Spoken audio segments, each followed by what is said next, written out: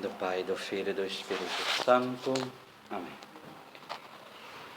Então, a aula de introdução aos sacramentos. Então, lembrando aquilo que nós vimos, a diferença entre mysterium e sacramento.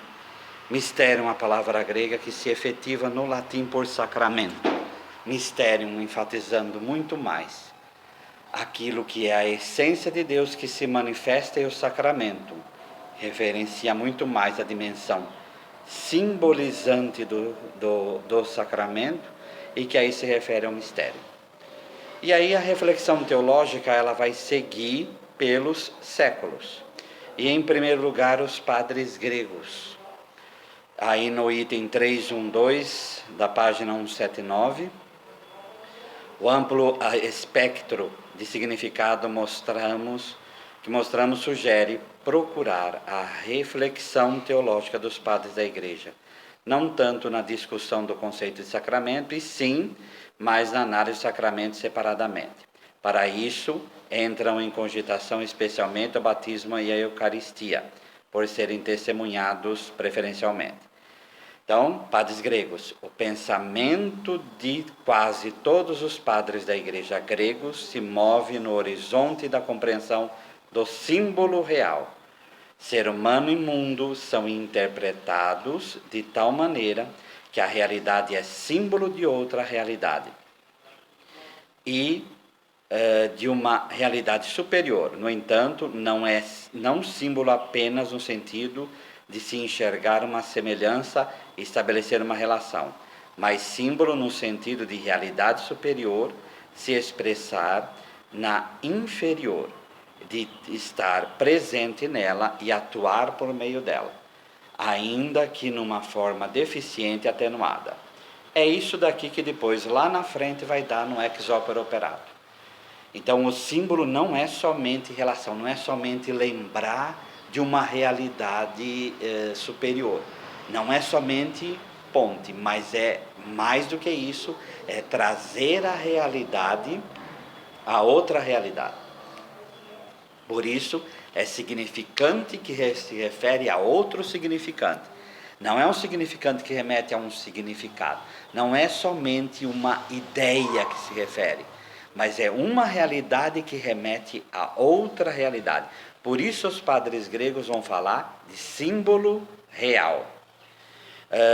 Agora, naquele tempo, claro que aqui, como vai dizer, o pensamento platônico que está por trás disso, que é o mundo das ideias, né? Se refere aqui como espelho, como na caverna de Platão, aqui seria espelho de uma outra realidade.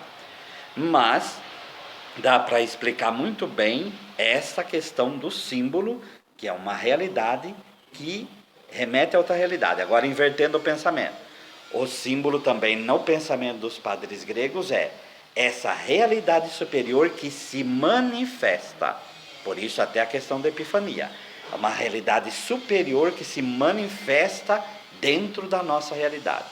Não somente ver a realidade total como um espelho da outra realidade, mas há elementos nesse mundo que são verdadeiramente possuidores dessa realidade superior. Por isso que Mircea Eliade vai falar que o símbolo é pleno de ser. Então, Mircea Eliade, como antropólogo, ele via que no símbolo a plenitude do ser se manifesta. E aí vem desse pensamento grego também. Mas só que eles usavam também, como aí no próximo parágrafo, a palavra símbolo, mas também usavam figura, que é ícon, imagem, que é typos, e aí vem de antítipos, semelhança, homioma, do Senhor exaltado. Então, com isso, não se tem em mente apenas uma figura estática, mas também um evento figurativo realizador. Não apenas uma presença real, mas uma presença atual de Cristo. Uma presença que ele atua e, repito, não só uma lembrança, mas o símbolo, e nessa perspectiva o sacramento, é uma presença realizadora. É uma presença que o Senhor realiza a sua vida no nosso meio. Virando a página, quem se envolve com a figura, envolve-se com aquele que é figurado. Então, nós não podemos levar para os padres gregos o que nós entendemos hoje por figura, por tipo e até conceitos errôneos de símbolo. Para eles, essa realidade era real. E assim eles enxergavam essa realidade, como realmente o Senhor entrando no nosso meio e realizando, através desses elementos, a sua presença salvadora. Também, no próximo aí, pensamento semelhante se expressa por meio do conceito de mimesis, que é a imitação. Então, é empregado aí por Santo Inácio de Antioquia a designação de toda a existência cristã. Lá no final, imitação significa aqui a repetição dramática com forte cunho de experiência da liturgia, por meio da qual os batizados têm parte na história de Cristo, conquistando desse modo a salvação. Portanto, nós não podemos ver imitação também como nós vimos hoje. Não é somente algo que eu mimeticamente eu imito um teatro. Não se pode ter a dimensão teatral jogar para o tempo dos padres da igreja. Aqui imitação é verdadeiramente espelho de realidade. É a realidade lá que, na experiência da liturgia, como é dito aqui, ela torna presente o mistério aqui. E aí vai vir outras terminologias, como exemplo, antítipos, que vai entrar no mundo latino, né? Vai entrar no mundo latino. Em Agostinho, aí é o coroamento disso, é o pensamento de Agostinho que vai determinar toda a Idade Média. Então, grande influência sobre a teologia ocidental do sacramento tem a origem dos sinais de Agostinho. Ele parte da distinção entre res, que é coisa, e sim um sinal. Coisas no verdadeiro sentido são as que não existem para designar algo. Tradução, elas existem em si, mas representam a si mesmas, como madeira, animal e semelhante. Então, são coisas que elas são simplesmente por elas mesmas. Agora, os sinais. Agora, prestemos atenção. Sinal aqui é símbolo. É aquilo que depois em São Tomás de Aquino vai ser sinal eficaz da graça de Deus. Sinais, porém, sempre apontam para algo diferente. Então, quando a gente vê sinal em Agostinho, pode ler como símbolo, que depois ele vai explicar a distinção dos tipos de sinais. Exemplos bíblicos para isso são a madeira que Moisés atirou na água amarga para lhe tirar a amargura, o animal que Abraão sacrificou por seu filho. Dentre os sinais deve-se distinguir sinais naturais dos sinais dados. Sinais naturais dão a reconhecer uma coisa sem que tenham a intenção, como por exemplo, a fumaça aponta para a existência de fogo, e a expressão de um rosto de uma pessoa entristecida revela seu estado de espírito. Tradução: sinais sinais naturais são aqueles que hoje a gente entende por sinal e não por símbolo. É simplesmente a fumaça aponta que existe o fogo. Então é como os sinais de trânsito, como o vermelho, é sinal para parar. Então é um equivalente só, que depois no segundo bimestre a gente vai ver mais profundamente isso. Agora, sinais dados, porém, como um aceno consciente da cabeça, um gesto intencional com a mão, ou a sinalização militar do estandarte, são dados intencionalmente para dar a conhecer algo. Entre esses dados figura sobretudo a palavra. Essa tem a primazia, tal para Agostinho, que chega a chamar todos os demais sinais, por assim dizer, palavras visíveis.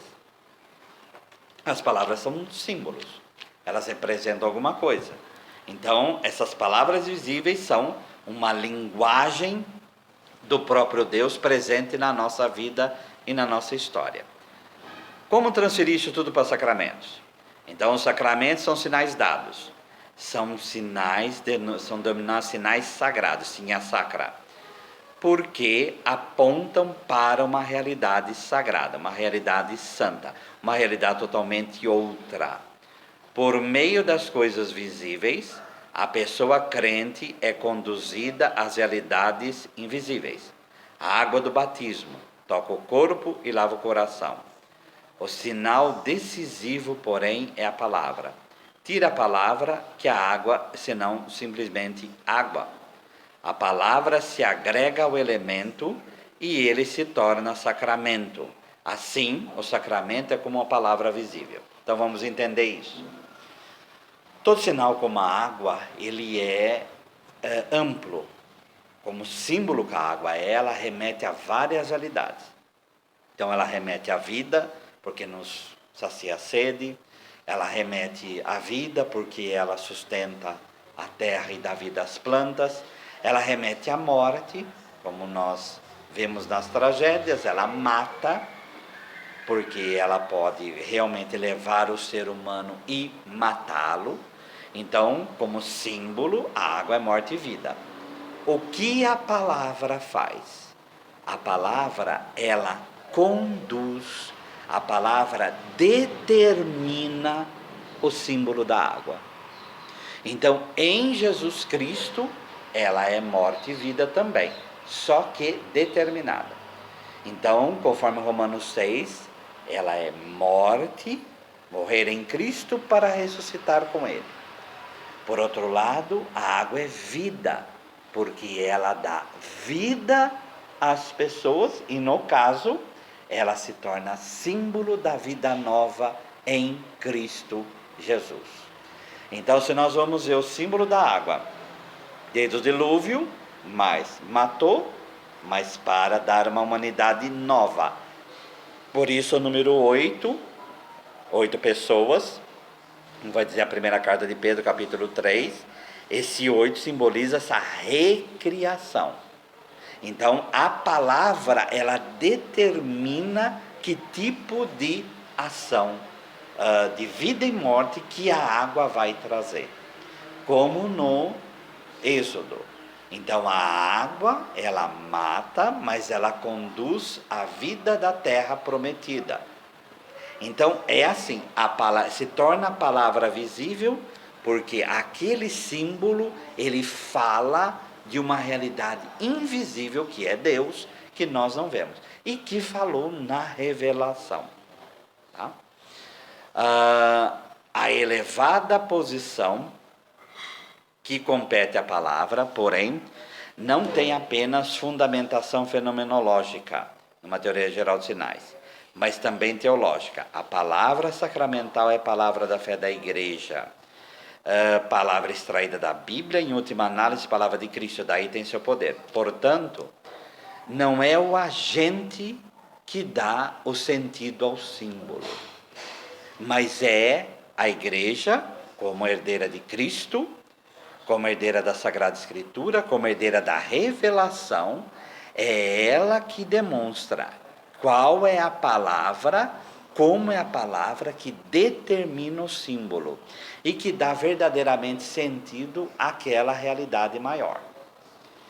Por isso o símbolo não é arbitrário, ele é determinado pela palavra e aí que é determinada dentro da própria revelação. Pela enfática distinção de Agostinho entre sinal e realidade, concluindo aí, e por meio de sua ênfase na palavra em relação ao sinal visível, a teologia ocidental recebe uma tônica diversa da teologia oriental, em contraposição ao pensamento mais voltado para as figuras e mais real simbólico da igreja oriental. No Ocidente ganha espaço o pensamento mais analítico, determinado por palavra e conceito, que depois, lá na frente, vai pegar de Aristóteles, principalmente São Tomás de Aquino, para falar de palavra e forma. Para falar de forma do sacramento, a palavra sendo forma do sacramento, e aí a matéria que seria a água, e a palavra que dá forma. Então o Ocidente ele se prendeu muito nisso, e aí aconteceu o quê? Se perdeu às vezes a dimensão do simbólico. E aí ficou algo muitas vezes que caiu no racional. Portanto, entrando na escolástica, é óbvio que Agostinho que vai determinar todo esse pensamento da escolástica, né? O conceito de sacramento amplo da Igreja Antiga, não definido com precisão, vigora até o século XII. Por isso aquele número enorme de sacramentos. Na época da pré-escolástica, ainda proliferam ideias muito divergentes sobre o número dos sacramentos.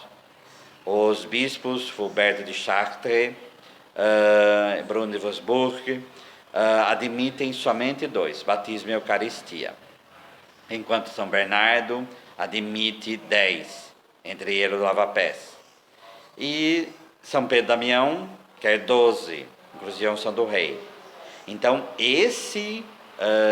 essa perspectiva aí do setenário, ela vai se ampliando. Tá?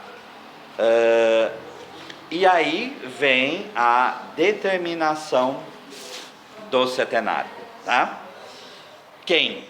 Hugo de São Vítor, né? O influente teólogo da escola agostiniana dos cônegos de Paris, procura uma definição que vale somente para o sacramento no sentido mais estrito. Então, o termo sinal, que parece demasiadamente amplo, sinais sinalizam, mas não são capazes de conceder o que é sinalizado. No sacramento, porém, não se trata apenas de sinalidade, sim de eficácia. Então, já vai depois desembocar lá no item lá na frente, o ex opere operato. Os sacramentos contêm a graça que sinalizam. Portanto, não são apenas sinais, mas vasos da graça. Esse é o problema que nós encontramos na Idade Média. Com a busca de determinar os sacramentos, da compreensão de sacramentos, se perdendo a dimensão da patrística de sinal, o que aconteceu? Se absolutizou a parte simbolizante. Então, a eficácia teve que ser buscada em si, porque perdeu a dimensão de símbolo, e aí começa a ver como vaso da graça. E aí que nós começamos a nos perder em matéria de sacramento. Então, nós começamos a nos perder, porque aí começamos a absolutizar o sacramento em si, desvinculando do misterium, tá? E garantindo essa eficácia no sacramento em si, portanto, vaso da graça. Então, qual é o problema de falar vaso da graça? Começa a virar remedinho, começa a virar remédio. Então, essa visão de remédio começa a absolutizar o sacramento em si, e aí nós caímos, até hoje como podemos cair, numa certa visão mágica de sacramento, que depois lá a reforma vai condenar isto, tá? Então, este é o problema que começa a surgir aqui. Virando a página, o sacramento é um elemento material apresentado exteriormente, perceptível aos sentidos, e que, em virtude de uma semelhança, representa, em virtude da instituição por Cristo, significa, e em virtude de uma consagração santificadora, contém uma graça espiritual invisível. Então, nessa definição de Hugo de São Vítor, o que é importante aqui? Representa, mas não no sentido de fazer de conta, tornar presente. Então, ele, em virtude dessa semelhança, ele torna presente, mas não pela autoridade em si mesma, não pelo símbolo em si mesmo, mas em virtude da instituição por Jesus Cristo. Então, a ordem lá de Marcos 16, ide por todo mundo e batizai, mesmo que é atribuído, depois, etc. Essa instituição por Cristo nos leva a ver o quê? A essa presença da vontade de Cristo que a água derramada, que a pessoa imersa na água, que a pessoa mergulhada na água se tornasse novamente nova criatura nele. Então, esta vontade de Cristo é que torna presente. E aí significa, em virtude de uma consagração santificadora, contém uma graça espiritual invisível. Qual que é a graça no caso do batismo? Tornar filho de Deus. Então, não é somente uma representação qualquer, mas é tornar presente pela eficácia da instituição em Jesus Cristo, e aí verdadeiramente essa graça espiritual que transforma a vida da pessoa. No próximo, no meio, Pedro Lombardo, sacramento no verdadeiro sentido, que é sinal da graça de Deus, de tal modo que leva sua imagem e é sua causa. Então, e essa causa como eficaz, tá? A imagem aqui lembra a tradição da igreja antiga. E o vocábulo causa sinaliza o novo interesse, a pergunta pela causalidade, tá? Abrindo um parêntese sobre os 7 sacramentos, tá? Então, hoje é dogma, 7 sacramentos, tá? Então, esse texto está lá no final da apostila.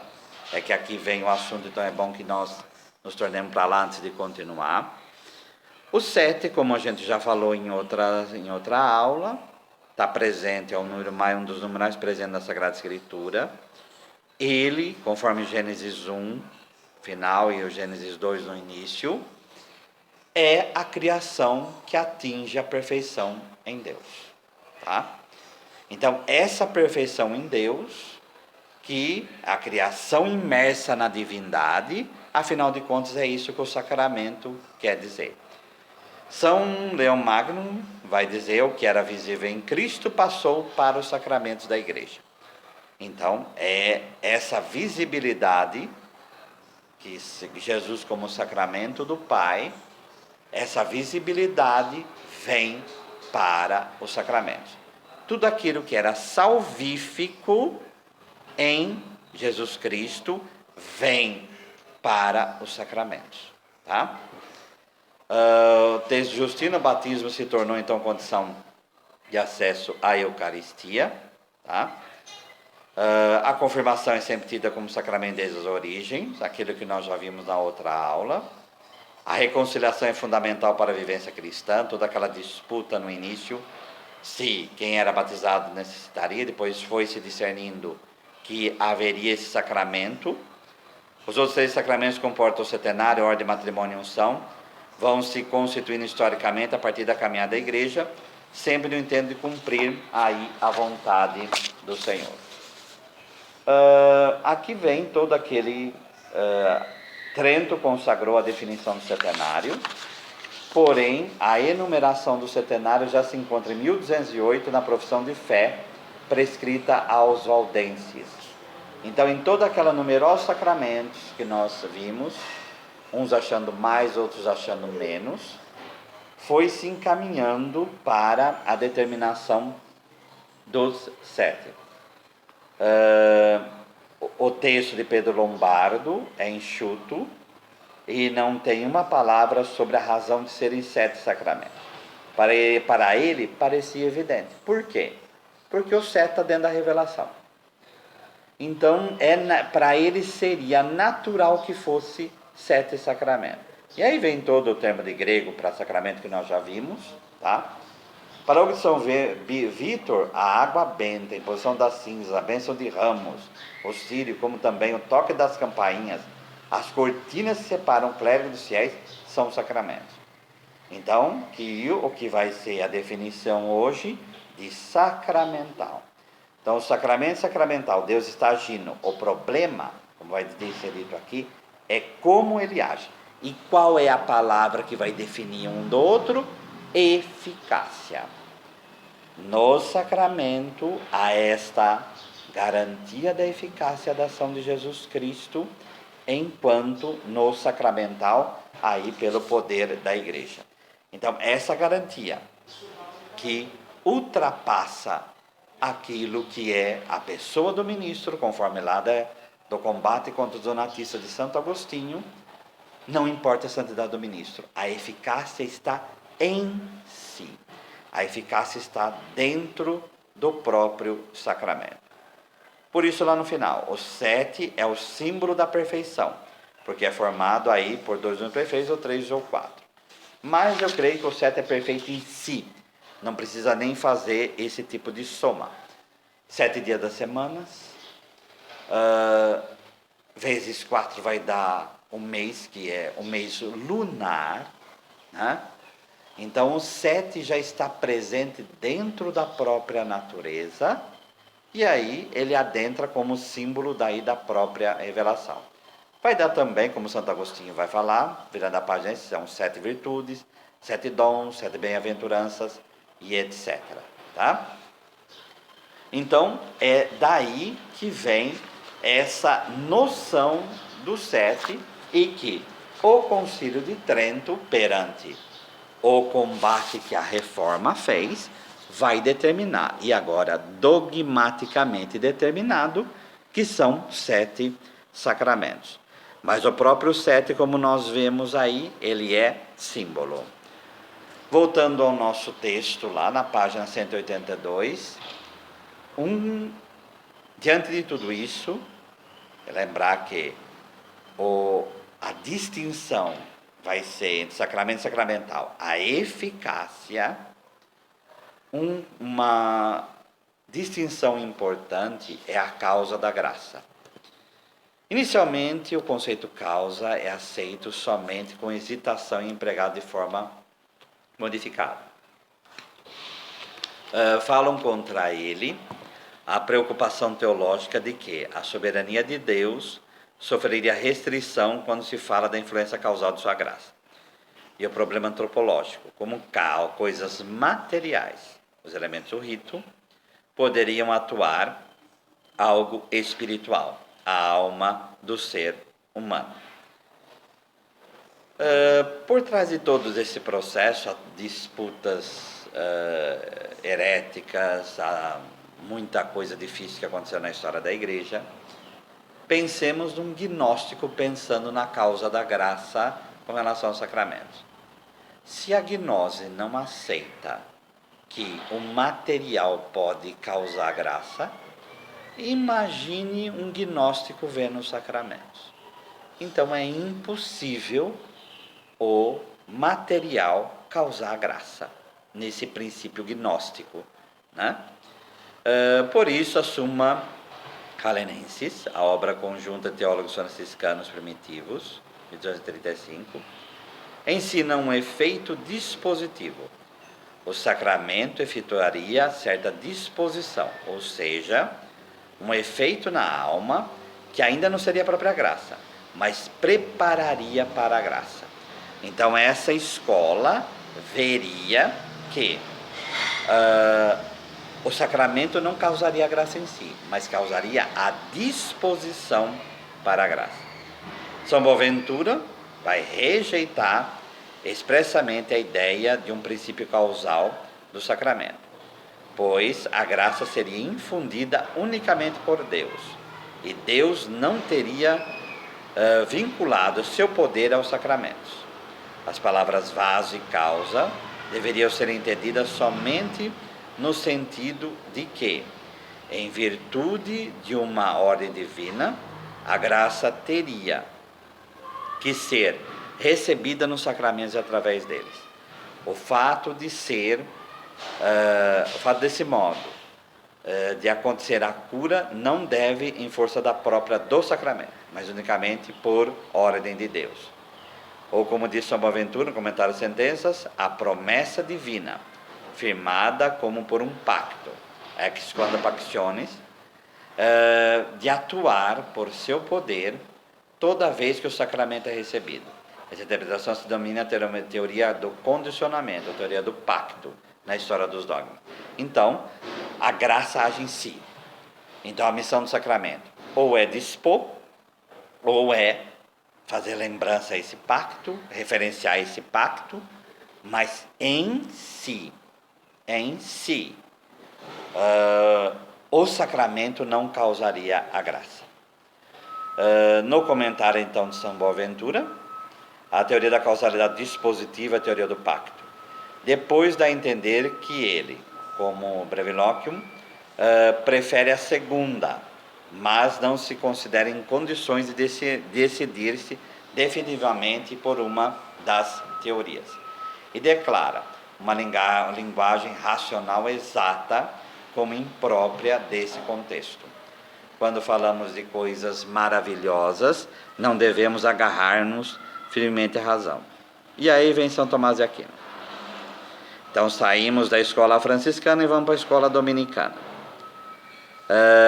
Não está satisfeito com a teoria do pacto, preferida por Boaventura, pois, desse modo, os sacramentos não seriam causas, e sim apenas condições da graça. Vamos lembrar a influência agostiniana aqui dentro da escola franciscana, e que depois esse pensamento disposicional, 300 anos depois, vai estar dentro da reforma. Então, a reforma vai se aproximar desse pensamento apenas disposicional. Não no pensamento de São Boaventura, mas empobrecendo ele muito mais, novamente dentro de uma visão nominalista, vai ver os sacramentos apenas como exteriorização de intenção de salvação. Somente isso. E da pessoa. Sua eficácia, e aí novamente a questão da eficácia, da causa da graça, não seria fundamentada objetivamente, mas puramente por decreto. Os sacramentos seriam comparáveis a uma moeda de chumbo, que recebeu o valor de 100 libras, apenas por decreto do rei, mas que, ao contrário do ouro autêntico em si, não tem valor algum. Por isso, Tomás defende a ideia da causalidade instrumental. Os sacramentos são instrumentos, causas instrumentales, na mão de Deus. O próprio Deus permanece sendo o verdadeiro sujeito do agir da graça. No entanto, os sacramentos não são necessários apenas em virtude de uma ordem divina, que também poderia não ter sido dada, mas em virtude da causa em si. Os sinais físico-materiais são adequados ao ser humano físico. É óbvio que é essa ideia que permanece até hoje na visão sacramental. Deus se utiliza dos sacramentos como instrumento da sua graça. A graça pode agir de outras maneiras, com certeza. A teologia da graça mostra isso, mas aqui Deus quis usar. E aquilo que nós vimos no início desse curso, quando vimos toda a ação salvífica de Jesus, de utilizar a água, de utilizar a saliva, de utilizar a saliva com barro, de utilizar gestos como a imposição das mãos, São Tomás de Aquino vê aquilo como são instrumentos da causalidade da graça. Se Leão Magno vai dizer que o que era visível em Jesus passou por os sacramentos, portanto, a causalidade da graça que está em Jesus vem para os sacramentos, causando a graça novamente. Tá? Nessa visão positiva de matéria e corporalidade, lembrar que nesse período havia várias heresias também, que desprezavam a matéria, como cátaros, albigenses, etc. E São Tomás de Aquino tem essa visão positiva da matéria, então não tem aquela visão negativa que vem da gnose, que vem de certas correntes de Agostinho, etc. E se evidencia a diferença em relação à teologia franciscana contemporânea, que via o fato do ser humano espiritual ter que se envolver com sinais materiais antes como prova de obediência para a humilhação do espírito. Na verdade, ao menos no comentário das sentenças, Tomás entende a instrumentalidade causal em sentido restrito, como causa instrumentalis. O sacramento atua no que concerne ao efeito sacramental intermediário, a preparação da alma para a graça, quanto ao último efeito da própria graça. O sacramento atua somente de modo dispositivo. Se a associação restritiva de causalidade instrumental, causalidade dispositiva, vale também a Suma Teológica, é controvertido na pesquisa atual. Então, portanto, vamos deixar de lado. E aí vem, que nós já vimos em outros momentos, o ex opere operato. A convicção de que a eficiência do sacramento não depende da fé pessoal do ministrante ou do recebedor, mas se fundamenta no agir de Deus, é expressa na escolástica pela forma: os sacramentos são eficientes ex opere operato, por força do rito executado, e não apenas ex opere operandi, por força daquele que executa o sacramento. Tradução: não só por disponibilizar, por dispor, por causalidade dispositiva, mas o que sacramenta aqui, efetiva aqui o ex opere operato? Ele efetiva a causalidade instrumental do sacramento. Porque o sacramento em si, se ele não depende da santidade e disponibilidade do ministro, e se há uma disponibilidade mínima naquele que recebe, tá? Então o sacramento em si, ele causa. É isso que quer dizer ex opere operato. Então, ex, fora, que advém, proveniente, o opere aí, da obra, operato, da obra feita, da obra realizada. Qual que é a obra realizada? É a paixão, morte e ressurreição de nosso Senhor Jesus Cristo. Então o sacramento, ele age a partir da obra obrada, entre aspas, obviamente. Ele age a partir da obra da redenção realizada em Jesus Cristo. E não apenas da obra que está em operação, que é o operantes. Tá? Não somente da obra em operação, não somente daquilo que está realizando ali, mas em primeiro lugar da obra realizada na cruz. Quanto à causa em jogo, o assunto já havia sido decidido no conflito desencadeado em torno do batismo de herege no século III e da desavença com os donatistas no século IV. A validade do batismo não depende da fé reta e também não da integralidade da moral do batista, pois quem, na verdade, atua no sacramento é Deus, respectivamente, Jesus Cristo. Desse modo, o sacramento adquire certa objetividade. Já antes, o fator subjetivo, a fé e sinceridade de seres humanos que efetuam o sacramento, a graça de Deus está seguramente presente. É isso que lá na frente, quando vai chegar a reforma, Trento vai novamente afirmar isso aqui, em vista do quê? Da ação de disponibilidade que a reforma vai pregar, né? Por isso, batizar acima de 18 anos, né? Então a pessoa tem que estar na plena consciência para ela assumir esse batismo, coisa que para nós não. Para designar essa objetividade, os teólogos da autoescolástica empregam uma terminologia. A princípio, a escolástica primitiva foi usada na soteriologia. Em relação à morte redentora de Jesus, se distingue a verdadeira boa obra redentora da entrega da vida por Jesus, como opus operatum, da vida má dos homens que o levaram à morte, como opus operandi, né? Trabalha essa distinção na questão da avaliação de sua consagração efetuada por simoníacos, o agir simoníaco, opus operans, mal, e a consagração em si, opus operatum, que é bom. Então todo esse embate na escolástica vai desembocar em ex opere operatum e ex opere operandi, para distinguir o fator objetivo divino dos objetivos humanos do sacramento.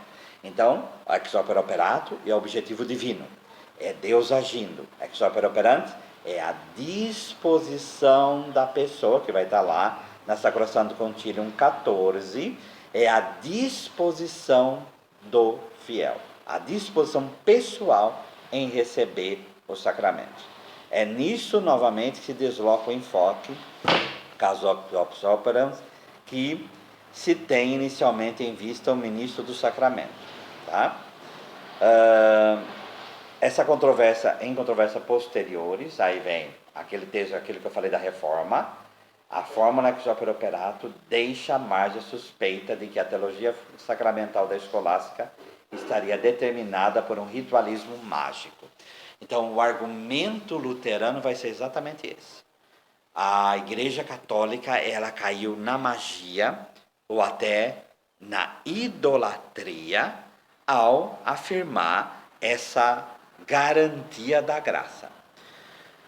Desde as disputas eucarísticas, a Igreja sempre pendeu para isso.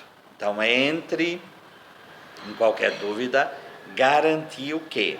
Ex opere operato, Deus age no sacramento.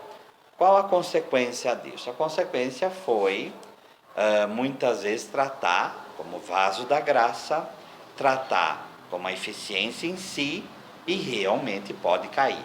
Mas entre a tentação de cair na magia e cair numa disponibilidade do fiel ou disponibilidade do ministro, a Igreja foi para que linha?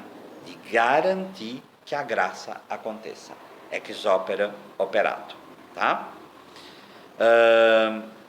No caso aqui, res et sacramento, tá? Agostinho havia distinguido o sinal exterior e o efeito interior, é sacramente, né? Que é a própria graça, né? No próximo, então, esse caráter indelével que o sacramento concede. Trata-se aqui de uma realidade que marca o receptor do sacramento permanentemente, inclusive quando se veste para a graça ou se perde novamente pelo pecado. É aí em virtude do caráter indelével. Mas se é assim, como que a gente entende, então, a pessoa para ela colocar um óbice à graça? O que se pede daquele que recebe o sacramento é uma que se chama disponibilidade mínima, né? Então, se há liberdade, se essa pessoa quer, mesmo não compreendendo plenamente o sacramento, mas ela recebe sacramento, aí, no futuro, esse sacramento pode ser frutuoso. Então, o que não pode haver é indisponibilidade, quer dizer, não há uma disponibilidade mínima, né? Então, essa disponibilidade mínima é necessária, tá? Para que o sacramento possa agir. Quando não há essa disponibilidade, é o caso dos casamentos declarados nulos. Por quê? Se um dos cônjuges não tinha liberdade plena, esse sacramento é nulo. Tá? Se há um medo grave, esse sacramento é nulo. Se esse cônjuge tinha uma outra pessoa, o sacramento é nulo. Por quê? Porque não havia disponibilidade mínima para receber o sacramento do matrimônio. Tá?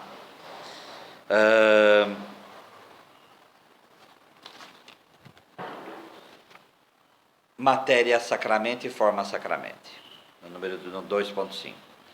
No fundo da extensa discussão sobre a causalidade está o pensamento aristotélico de causa, assumido especialmente por Tomás de Aquino. Desse pensamento se adota também o par de conceitos elimomorfistas de matéria e forma. Tá? Dentro do sinal sacramental, Agostinho havia feito uma rigorosa distinção entre o elemento, coisa e a palavra audível. Tomás pergunta pela unidade do sinal e responde: das palavras e das coisas resulta, de certo modo, uma unidade nos sacramentos, como de forma e matéria. Tá? Então, o que forma e matéria vai trazer? O que Agostinho separava de palavra e coisa, aqui São Tomás de Aquino vai ver de forma una o ato sacramental simbólico como um só evento. E nesse um só evento tem a dimensão da matéria e a dimensão da forma. Então, a contribuição de São Tomás de Aquino é importante porque dá essa visão una de sacramento. Tá? De fato, porém, o conjunto do contexto litúrgico se perdeu de vista. A atenção da teologia não se presta à questão da eficiência e validade do sacramento, que diante da pergunta sobre qual seria o mínimo de palavras e sinais visíveis absolutamente necessários para constituir o sacramento, o interesse pela liturgia como evento simbólico desdobrado passou para segundo plano. Então, a discussão vai cair na dogmática, por isso a sacramentária foi anos na mão da dogmática, tá? Em que se queria garantir o quê?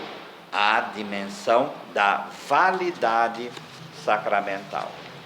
E aí, essa validade sacramental é que tomou aí o prisma, né? Então, resumindo, apoiando-se estreitamente em Tomás de Aquino, o Concílio de Florença faz seguir o resumo do decreto para os armênios.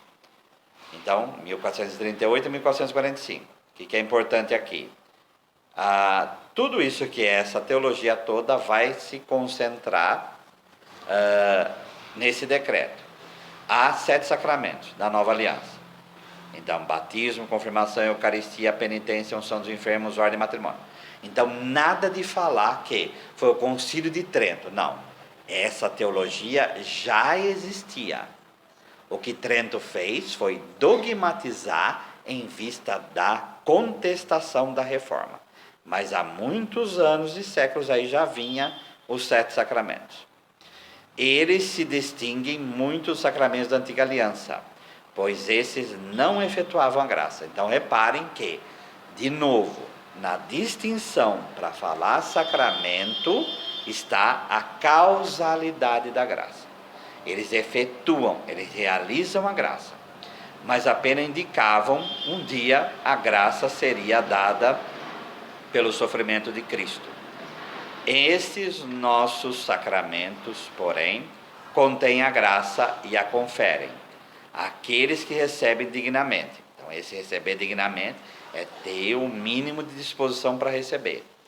Todos esses sacramentos são realizados em 3 partes: pela realização concreta da matéria, pelas palavras como forma e pela pessoa do ministrante que administra o sacramento na intenção de fazer o que a igreja faz. Isto daqui é o que permanece até hoje. Então, em cada sacramento nós vamos ter esses 3 elementos. É a partir desses 3 elementos que vamos julgar, por exemplo, que um batismo numa igreja brasileira é inválido, porque tem matéria, água, tem forma, palavra, porém não tem a intenção do que a igreja faz, que é tornar aquela pessoa filho de Deus. É a partir daqui que nós vamos falar que certas igrejas batismo invalidamente, porque se batiza em nome de Jesus, a forma não é devida. Então, essas 3 partes é o que, como faltando uma dessas 3 partes, o sacramento não é realizado. Então, esse é o prisma que permanece até hoje. Tem que haver essas 3 partes, e nós analisamos cada um dos sacramentos com essas 3 partes, com essa matéria, com a forma e com a intenção. Por isso, vamos olhar para o sacramento do matrimônio. Matéria, o consentimento pessoal irrevogável. A forma, o aceito lá no dia do sacramento. E a intenção? Então, é aí que muitas vezes o sacramento ele não se realiza, porque vai ver a intenção, que o ministrante é o noivo, ou o ministrante é a noiva, não há essa intenção, o sacramento não se realiza. Entre esses sacramentos temos 3, o batismo, confirmação e ordenação, que imprime à alma o caráter, isto é, um sinal espiritual indelével, indelere, deletar, né? É indestrutível, que os distingue dos demais. Então, por que esses 3 sacramentos têm caráter? Porque eles transformam a pessoa. E se ela é transformada em Deus, se ela é associada a Deus de uma certa forma, ela não pode ser destransformada. Ela não pode voltar à realidade anterior. Então, se ela se torna filho de Deus pelo batismo, ela não pode mais voltar a não ser. Se ela é tornada testemunha em Cristo no crisma, ela não pode voltar. Se ela se torna ministro sacramental, ministro consagrado, na ordem, ela não pode voltar a ser. Então, por que esses três imprimem caráter e os outros não? Porque esses três transformam a pessoa em uma nova criatura e, portanto, não pode transformar o ser, portanto, não pode voltar. Por isso, não são repetidos na mesma pessoa. Os outros 4 sacramentos não imprimem um caráter e admitem uma repetição. Tá?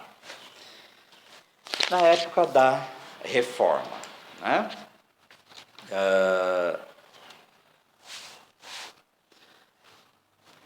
Então, a acusação, como no item 3.3, vai ser a prática da magia. Como nós falamos já, então só retomando, o ex opere operato falava tanto que a matéria realiza que parecia meio superstição, né? Então, parece que a matéria é mágica e ela realiza por si, tá? Então, na posição aí dos reformadores, em oposição a isso, os reformadores insistem, de acordo com a sua tríplice confissão de fé básica, sola gratia, sola fide e sola escritura, na decisiva importância da graça de Deus aceita na fé e numa reorientação da vontade institutiva de Cristo como testemunha da escritura. Então vamos lá. Aceita na fé, portanto a pessoa precisa ter uma consciência totalmente plena. Então batismo de criança não pode, porque não há essa aceitação na fé, tá? E por outro lado a vontade institutiva, só que essa vontade para o protestante, ela não pode só ser deduzida, ela tem que ser declarada, como nominalistas que são, então ela tem que ser plenamente declarada. Portanto, quais os sacramentos que essa vontade é plenamente declarada? No batismo e na Santa Ceia. Então isso está lá na Sagrada Escritura, os outros não dá. Então como que eles enxergam os outros? Como sacramentais, né? Como disposição de fé. No próximo, a crítica teológica mais acirrada se volta contra a fórmula ex opere operato. Nela os reformadores enxergam um automatismo sacramental, sem Cristo, sem fé, sem participação interior do coração, a mera execução exterior do rito efetuaria a graça. Essa opinião ímpia e perniciosa, olha como eles encontram ensinado em todo o reino pontifício. Então, simplesmente o quê? O sacramento é eficaz em si e dá graça? Isto é mágica, e isto é algo ímpio, uma opinião ímpia e perniciosa. A isso põe a ênfase da importância da fé pessoal. Para falar a verdade, seria a fé individual, que creia essas promessas e receba coisas prometidas que são oferecidas no sacramento. Tradução: aquilo que era da escola franciscana, que vem de Agostinho, lembrar que Lutero é agostiniano. O sacramento é apenas disposicional e tem que estar plenamente instituído por Cristo. Portanto, o sacramento mesmo é só o batismo e a Eucaristia, tá? Para Lutero, a fé vem pela aceitação. Então, é a fé que me aceita e aí é manifestada nos sacramentos. Na relação entre sacramento, fé e graça, todavia, se mostra a diferença. Para Zwinglio, os sacramentos são meros sinais de edificação. De certo modo, cerimônias de admissão e cumprimento, como o juramento da bandeira, por meio dos quais as pessoas manifestam, olha essa palavra, sua filiação à igreja e sua fé em Jesus Cristo. Então, lembrar que Calvino, Zwinglio vai se afastando cada vez mais daquilo que é a fé da igreja. Portanto, aqui o disposicional chega ao Supremo. Então, é simplesmente manifestação da intenção interior. Então, nessa perspectiva, o sacramento seria só essa manifestação, tá? Contra essa redução, protestam os escritos confessionais luteranos. Os sacramentos não foram instituídos somente como sinais, porque se possam conhecer exteriormente os cristãos, mas serem sinais e testemunho da vontade divina para conosco, com o fim de que nos desperte e fortaleça a nossa fé. Então, aí começa a briga interna com Zwinglio, né? Então, os sacramentos são signos da vontade de Deus para conosco, e não apenas sinais dos homens entre si. Calvino não segue o princípio radial de Zwinglio, ele tendo o caminho intermediário entre Lutero e Zwinglio. E ele vai dizer o quê? É o sacramento externo, mediante o qual o Senhor nos cela a consciência, as promessas de sua benevolência para conosco, a fim de suster-nos a fraqueza da fé e nós, por nossa parte, atestar nossa piedade. Então é um caminho intermediário, né? Então Lutero vai na escola disposicional, Zwinglio vai no humano e Calvino é humano divino, né? Então tem a participação humana, porém Deus usa disso. Trento, a resposta foi clara, né? Confirma o número do 7 e afirma simplesmente: são instituídos por nosso Senhor Jesus Cristo. E fecha a questão. A fórmula escolástica do ex opere operato, rejeitada por todos os reformadores, é expressamente definida no concílio. Olha a afirmação que Dom Denzinger, 1608. Quem afirma que por meio dos sacramentos da nova aliança a graça não seria concedida ex opere operato, mas para conseguir a graça bastaria a mera fé, que é a afirmação dos reformadores, tá? E a promessa divina seja anátema. Tradução, há uma dogmatização aqui do ex opere operato. Todos os reformadores rejeitam o ex opere operato, tá? Simplesmente, tá? A justa das fórmulas, a justa posição das fórmulas, ex opere operato e mera fé, sola fide, formulada na última frase, parece, em primeira vista, conduzir a controvérsia confessional a esse ponto. Estudos históricos mais recentes, porém, empreendidos em intenções ecumênicas, revela que, sendo descondenatórias tanto os reformadores quanto o Concílio de Trento, passam ao largo pelas respectivas oposições. Virando a página, ao definir a Cristo como sujeito ativo dos sacramentos, a fórmula ex opere operato contradiz tendencialmente a concepção de que entende o sacramento no sentido de justificação por obras, né?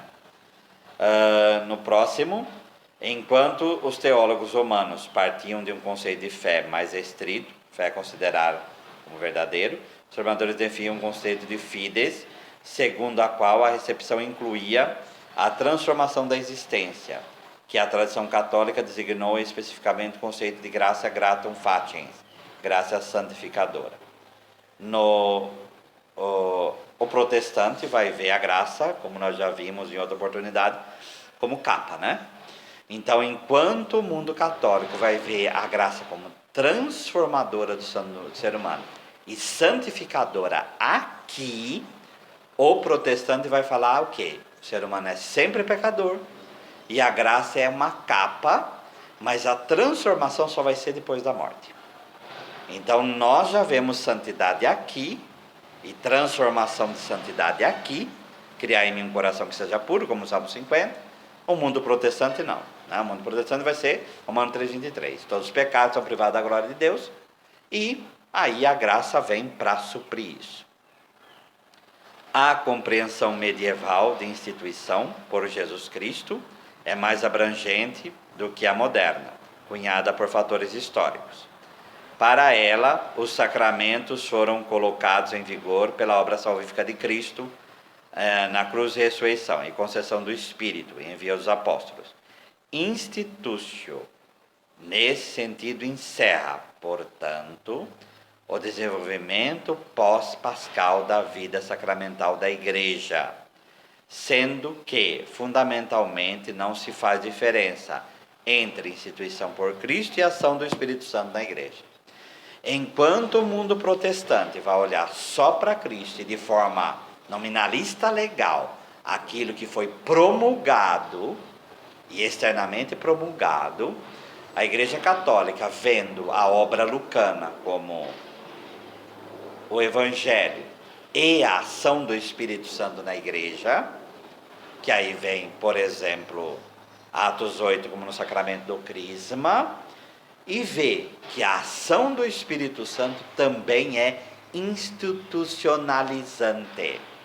Então, o conceito de instituição para a igreja não é só essa promulgação externa, mas vem desde a intenção de Jesus Cristo, manifesta na sua ação salvífica e também na ação da igreja em Atos dos Apóstolos.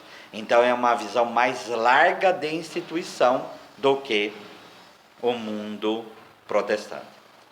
A teologia católica hipóstolo-tridentina, item 3.4 dos sacramentos, se dá inicialmente com continuidade dos princípios da escolástica, no entanto, com acento antirreformatório, porque a teologia protestante enfatiza mais o caráter de sinal dos sacramentos, a teologia católica reforça o aspecto da eficácia. Então, o que vai dar? Como o mundo barroco, né? A igreja barroca é o céu aqui na terra. Então, nós, como igreja católica, oferecemos a você fiel a garantia. Aqui você encontra o caminho para o céu. E aí, essa questão da eficácia, tá? Porque Deus fez os sacramentos instrumentos de sua graça. Agora, o poder que lhes é inerente produz diretamente a graça designada, tá? Então, nesse processo pós-concílio de Trento, vai enfatizar aquilo que vem da escolástica e vai ficar nisso. Então, nesses 4 séculos até o Concílio Vaticano II, se reforça aí a graça, a causalidade eficaz do ex opere operato, e vai ficar nisso. Houve tentativas, né, de modo de agir intencional, etc., mas não adianta, quer dizer, vai pegar o catecismo da Igreja Católica, mesmo o atual, vai estar lá a causalidade da graça plenamente determinada. Uma redefinição, aí o item 3.5, radical ocorre no século XX. Antes da mudança na teologia, porém, vem a mudança da prática litúrgica.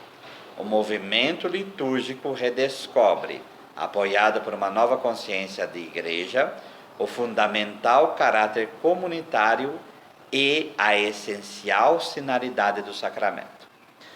Então, aquilo que se quis, sem desdizer da eficácia, o que o movimento litúrgico quis trazer? A dimensão simbólico-sacramental. Então, vem trazer o quê? A eficácia já está tranquila. Ninguém vai mais contestar isso dentro da igreja. Porém, não dá para trabalhar somente com eficácia. Nós temos que trabalhar com a dimensão simbólica dos sacramentos. Então, na liturgia, ele tenta superar o abismo entre o sacerdócio e a comunidade e começa a perceber, a compreender e a correalizar os sinais sacramentais de modo novo. O Concílio Vaticano II toma essas preocupações em conta na questão litúrgica. Com essa reforma, porém, o texto e as cerimônias devem ordenar-se de tal modo que se exprimam mais claramente as coisas santas. Tradução: o simbólico seja mais claro. Aquilo que é simbólico fale por si. Que eles significam e o povo cristão possa compreendê-las. Então, toda a dimensão catequética que já na liturgia, e a liturgia fale por si, né? Mais facilmente, de modo possível, e também participar ativa e plenamente da celebração comunitária. E não necessita de muitas explicações.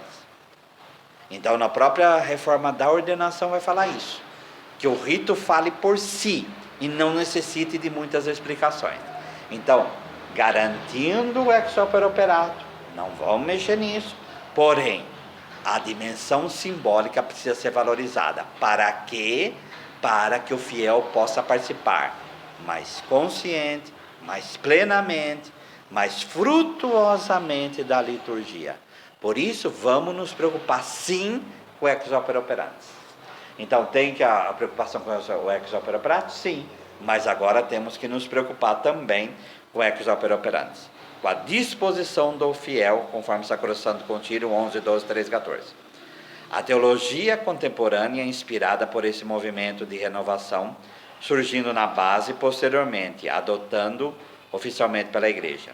Ao mesmo tempo, o movimento bíblico e um novo interesse da patrística leva a perguntar pelas fontes mais antigas da fé, anteriores à escolástica. Pessoalmente ativo no movimento litúrgico, o Benedito Odokaser desenvolve, no recurso aos padres ocidentais, uma teologia dos mistérios.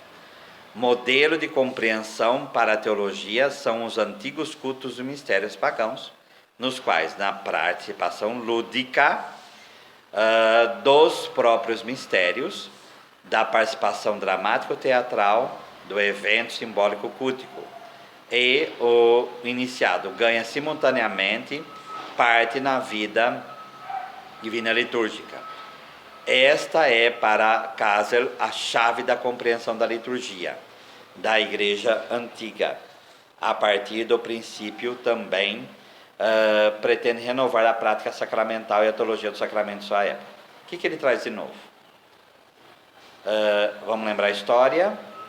Lá para Agostinho, era simbólico, sacramental, era figura, era tipo. Entra na Idade Média, vaso da graça. Cai-se muitas vezes na valorização em si. Aí vem toda a dimensão da causalidade ou da disponibilidade. Trento, diante da Reforma, canoniza aí a causalidade sacramental do ex opere operato. Porém, isso pode fazer com que nos prendamos legalmente na causalidade e esqueçamos o mistério. Então, o que o Odokaser vem nos lembrar? A dimensão do mistério. A dimensão do quê? É causa, porém, nós não devemos esquecer do Deus da causa. Nós não podemos esquecer aqui o sacramento nos remete. Por estar interessado na percepção existencial dos atos simbólicos desenvolvidos, expõe os resultados da pesquisa histórico-litúrgica referentes à prática do batismo da Igreja Antiga de modo narrativo, e descreve como a Igreja Antiga desenvolve com nitidez crescente o morrer do velho homem e, por outro lado, atrai o candidato paulatinamente para a esfera do sagrado. Então, novamente, vê o sacramento na sua eficácia simbólica, maior, e não somente legalista. Causou a graça, ótimo, não? Sacramentalista, mas é de modo maior. A liturgia é participar do mistério de Deus. Então, essa participação é que depois vai desembocar no Concílio Vaticano II. Então, olha o texto de Odokaser aí na página 190.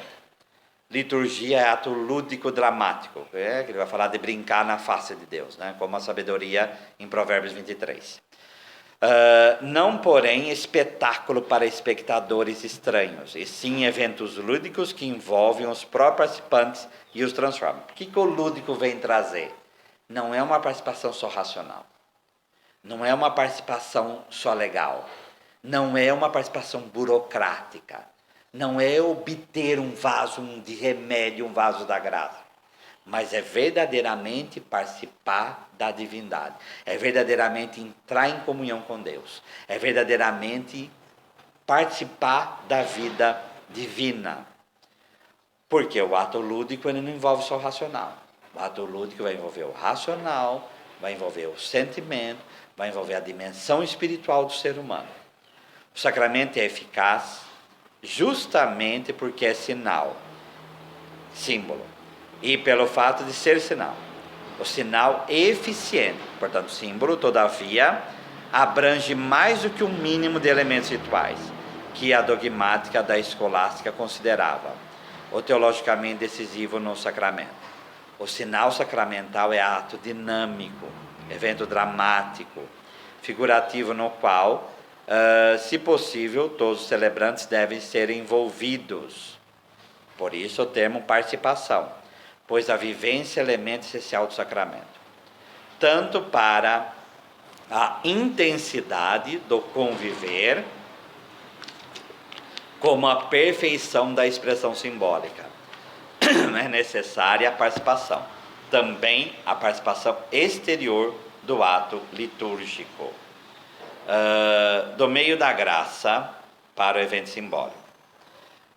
Então a igreja não é apenas distribui os sacramentos, vasinhos da graça, mas ela própria é sacramento, sinal eficiente da graça de Deus.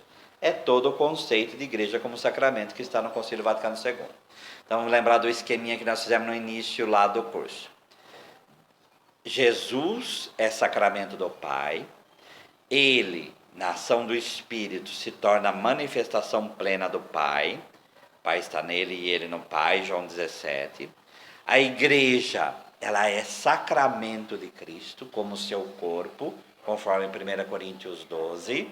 Então a igreja é sinal, a igreja causa a graça, a igreja é sinal eficaz da graça de Deus, a igreja é presença salvífica de Deus no mundo, tá? Os 7 sacramentos são manifestação de Deus, do Pai, do Espírito, de Jesus e manifestação da própria igreja, tá? Então toda a dimensão que vai ficar lá o Concílio Vaticano II, a igreja como sacramento original, como sacramento fundamental, e os 7 sacramentos individuais são autorrealizações, respectivamente, realizações básicas da própria igreja, que é a realização aí tornar presente o próprio Cristo.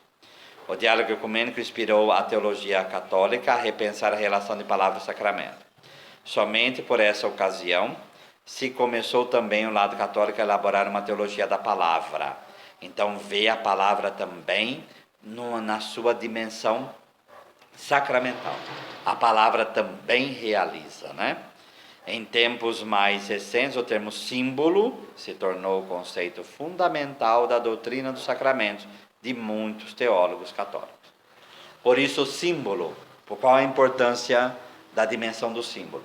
Ele vai trazer desde a visão de Jesus Cristo como o símbolo do Pai, como aquele que através de seus gestos e palavras realizava a graça e a comunhão com o Pai, vem trazer, como o próprio Agostinho usava, não como hoje se usa símbolo como faz de conta, mas nós temos que usar símbolo como Santo Agostinho usava, símbolo real, símbolo que realiza aquilo que ele simboliza. Entrando na dimensão da escolástica, a dimensão de vaso da graça, porém que causa graça.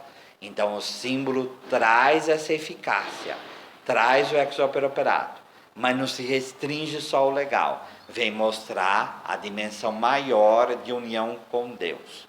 Vem trazer toda essa dimensão de união com o mistério, como modo causa dele.